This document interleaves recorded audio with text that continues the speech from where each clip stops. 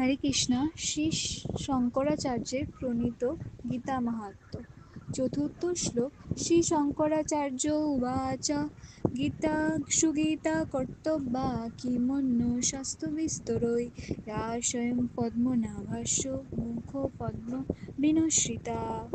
যেহেতু ভগবদ্গীতার বাণী স্বয়ং পরম পুরুষোত্তম ভগবানের মুখনিসৃত বাণী, তাই এই গ্রন্থ পাঠ করলে আর অন্য কোনো বৈদিক শাস্ত্র পড়বার দরকার হয় না।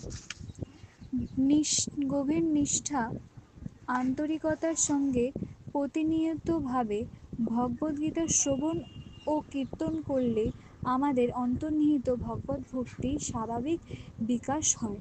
বর্তমান জগতে মানুষেরা নানান রকম কাজে এতই ব্যস্ত থাকে যে তাদের পক্ষে সমস্ত বৈদিক সাহিত্য পাঠ করবার সম্ভব নয়। সমস্ত বৈদিক সাহিত্য পাঠ করবার প্রয়োজনও নেই।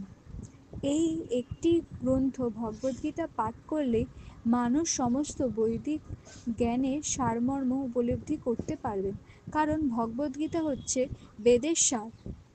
ওই গীতাই স্বয়ং ভগবানের মুখনিসৃত উপদেশ বাণী।